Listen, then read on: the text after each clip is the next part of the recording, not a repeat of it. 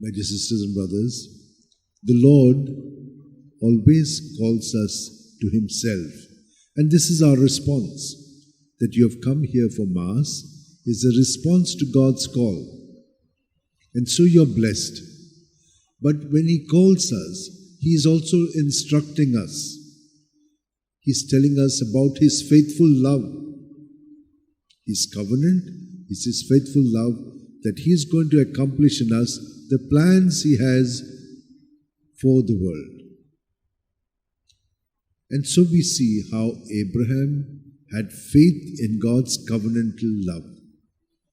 And what was he told to do? Keep this commandment, this covenant, and not only you, but teach them to the other generations so that they will observe it, and my plan for this world and humanity will be accomplished. So Abraham and the prophets, they continued to do that, to tell the people, to warn them. Because what happens is, subtly evil will work on us. And we are not aware of how subtle it is. And for this reason, I've been always telling you, any thought, any feeling in you, don't keep it in you, keep it in Jesus. At your breath out, Jesus, Jesus. What happens? When you are detached from it, you can see it better. But if you are attached to it, it will nicely do whatever it wants and you can't see it afterwards. And as I said to you, clarity of perception, you'll have accuracy of response. So you'll give the right response, but always guided by the Spirit. And so we see Jesus telling them, I am. Before anyone was, I am, because I'm one with the Father. The Father, I, and the Spirit are one. So it's revealed to us that God is Trinity. The three persons in one. And we also have this relationship when we are present to Jesus, because we make Jesus present through us in all that we think, say and do. So when it is like this, then we also feel much more internally at peace. We are able to do things much differently. We are almost self-giving, self-effacing, and self-sacrificing.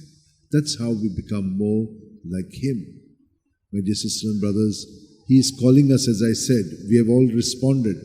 But through the generations, He has called many. I'd like to just mention to you about a saint called John Climacus. Climacus means climax. He wrote a book after he spent a lot of years as a hermit, as a monk in the Sinai desert.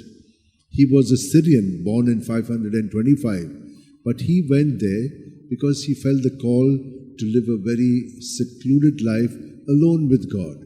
And he studied the lives of saints. And from there, he wrote these Scala Paradisi, a book which was very famous, translated in many languages, and all the monks and hermits used to use it as a manual in a way for becoming more holy, giving up what is not good and taking up what is virtuous. So that is how he was living for many years there, and then he was asked to be the abbot of a monastery. He was only for 4 years there, and he gave it up and went back again and lived his life. So now, what did he do? Whatever he was called to do, he did it guided by the Spirit. He did not live for himself, he lived for God, and that is how he was successful. We did not know about him, but we are hearing that God does many good things with people. We may not know them, but their example is surely helping all of us.